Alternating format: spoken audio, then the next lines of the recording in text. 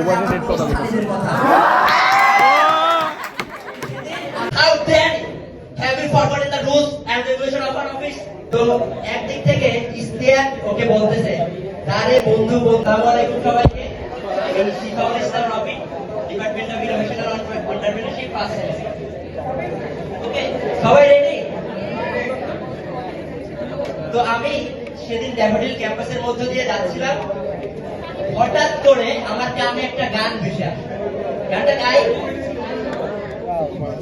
Daffodil আমার ভাল লাগে না কিছু, ড্যাফোডিল জীবন ছাইরা দিয়া ধরলাম মায়ের পিছু। আমার ভাল লাগে না কিছু, তাই ড্যাফোডিল জীবন ছাইরা দিয়া ধরলাম মায়ের পিছু। এই আমি তুই আগের মতো না, মাইয়া দেখলে দৌড়াইয়া পলায়। আরে আমি তুই আগের মতো না, মাইয়া দেখলে দৌড়াইয়া পলায়। তো এই গানটা শোনার পর হঠাৎ করে তাকায় দেখি আমার বন্ধু তুহিন মেয়েদের পিছনে প্রচুর ঘুরছে। এখন সবকিছু শেষে দেখি ও সাধু বাবা সেজে আছে, ভণ্ড সাধু বাবা। তো এটা দেখে আমি দাঁড়াইলাম, ভাবলাম দেখি কি করে না করে। তো হঠাৎ করে ওর কাছে একটা লোক আসলো। তো লোক এসে বলতেছে যে বাবা গতকাল রাতে আমি অস্থির একটা স্বপ্ন দেখছি। তখন তুহিন বলতেছে কি স্বপ্ন রে বৎস? তখন ও বলতেছে বাবা আমি গতকাল রাতে স্বপ্ন দেখছি যে আপনার হাত মধুর মতো আর আমার হাত টয়লেটের মতো। তখন তুহিন বলতেছে যে এটা তো স্বাভাবিক, আমি অনেক জ্ঞানী গুণী, এটা হবে, এটাই স্বাভাবিক। তখন বলতেছে আরে শুনেন এখনো স্বপ্ন শেষ হয় নাই। তো স্বপ্নের লাস্টে দেখলাম আমি আপনার হাত চাপতে চাই, আপনি আমার হাত। তো যাই হোক, আমার বন্ধু সাইমন ও একটা মেয়েকে নিয়ে পালাই গেছে। মেয়েকে নিয়ে পালিয়ে যাওয়ার পর এখন ওর মধ্যে একটা বিষয় কাজ করতেছে, এখন রাত তো পার করতে হবে, কিন্তু আমরা তো এখন বিয়ে করি নাই, তো রাতে একটা থাকলে সমস্যা হবে কিনা। তো যথারীতি ও ভণ্ড বাবার কাছে গিয়েছে। তো যাওয়ার পরে তাকে বলছে বাবা আমরা তো এখন বিয়ে করি নাই, রাতে আমরা একসাথে ঘুমাইতে পারবো। তখন তুমি বলতেছে ঘুমাইলে তো সমস্যা নাই, কিন্তু তোরা তো রাতে ঘুমাস না। তো যাই হোক, ভার্সিটি লাইফে আসলে বিভিন্ন ধরনের ফ্রেন্ডই পাওয়া যায়। কেউ বা অনেক ভালো, আবার কেউ বা ফ্যাসলা। তো ফ্যাসলার কথা মনে পড়তে আমার বারবার মনে পড়ছে আমার বন্ধু খালিদের কথা। সেদিন আমি ক্লাসরুম থেকে বের হয়েছে, দেখি যে টয়লেটের সামনে দাঁড়িয়ে খালিদ ভীষণ হাসতেছে। তো আমি তো দেখে অবাক, যে কখনো হাসে না, সে কি করে এত হাসতেছে। পরে আমি খালিদের কাছে গেলাম যে বন্ধু কি ব্যাপার, আজকে এত হাসতেছিস কেন? তখন বলতে আজকে সকালে হয়েছে কি, আমি 5 টাকার কয়েন খেয়ে ফেলে দিচ্ছিলাম। তো আমি ওকে বললাম যে কয়েন খাইছি সেটা তো চিন্তার একটা বিষয়, হাসতেছিস কেন? আরে বেটা একটু আগেই তো পেমেন্টটা পাই না। আচ্ছা যাই হোক, আমাদের ফ্রেন্ড হচ্ছে জিহাদ, আমরা সবাই জানি স্বাস্থ্য একটু ভালো। তো এখানে আসার পর একটা জব খুঁজতেছিল, ঢাকায় একটা কোম্পানিতে জব পাইছে। তো জব পাওয়ার পরে একদিন অফিস থেকে ওকে বলছে যে একটা ডকুমেন্ট টিএসসি তে একটা অফিসে দিয়ে আসতে হবে।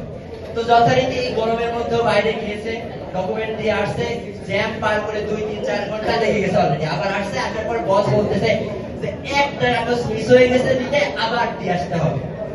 ওর এমনি রাগ বেশি, বলতেছে স্যার আমি পারবো না, জানতো। এই কথা শোনার পর স্যারের মেজাজ তো হট। পরে স্যার ওকে বলছে how dare you, have you forgotten the rules and regulation of our office? Have you forgotten? Why are you using this nonsense sentence? আপনি যান, আপনি দিয়ে আসেন। তো এইভাবে পুরো 10 মিনিট ধরে দুপুর দ্বারা যাচ্ছে ইংলিশে। 10 মিনিট বলছে, আমার আসলে অত মনে নাই। তো 10 মিনিট পার হওয়ার পরে তখন ও বলতেছে স্যার আপনি কি আমার সংশোধনের জন্য বললেন না আপনার মনের খাস মেটানোর জন্য? বলছে অফকোর্স ইউর কারেকশন। তখন বলছে স্যার যদি বাংলায় আবার শুরু থেকে বলতেছে। তো নাসিমুল্লাহ তো সবাই চিনি আমাদের কাছে। নাসিমুল্লাহর একটা বেল ছিল, তো বেল করে ও বিয়ে করছে। বিয়ের আগে ওই টুকর প্রেম আদর সোহাগ যত্ন যা যা প্রয়োজন সব ওর ওয়াইফকে দিত বিয়ের আগে। এখন বিয়ের পরে আর দেয় না। তো ওর ওয়াইফ ওকে যায় বলতেছে যে তুমি আমাকে বিয়ের আগে কত ভালোবাসতে, বাট এখন বড় হয়ে গেছো। তো তাসনিমা তো আবার বলতেছে, তোমাকে তো বিয়ের আগেই বলেছিলাম যে বিবাহিত মেয়েদের প্রতি আমার কোনো ইন্টারেস্ট নেই। কন্টিনিউ করবো? তো এবার সাফি, তো সাফি ওর হাজবেন্ডের সাথে ঝগড়া করতেছে। আমি ওই দোকানে আর আমি সবজি কিনতে যাইতে পারবো না, কারণ ওই দোকানে গেলেই খালি আমার পচা মাল দেয়। তো যেই জায়গা থেকে পচা মাল দেয় সেই জায়গা আমি কখনো আর যেতে পারবো না। তখন ওর হাজবেন্ড ওকে বলতেছে, আমি তো আমার শ্বশুর বাড়ি ঠিকই যাই।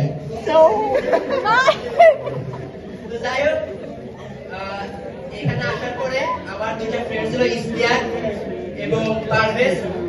এই দুইজন প্রেমে থাকাকে পাগল হয়ে যায়। তো পাগল হলে কোথায় যায়? বাংলাদেশে পাবনা। তো পাবনায় পাগল হওয়ার পর ওরা পাবনা যায়। তো আমি ভাবলাম যে যেহেতু পাগল হয়ে গেছে, আমি একটু দেখে আসি ওরা ঠিক আছে কিনা। তো একদিন আমি পাবনাতে গিয়েছি, তারপরে দেখতেছি যে হচ্ছে 5 তলায়, রাত 2টা নাগাদ 5 তলায় ওরা দুজন দাঁড়িয়ে আছে, 2টা বিল্ডিং এ।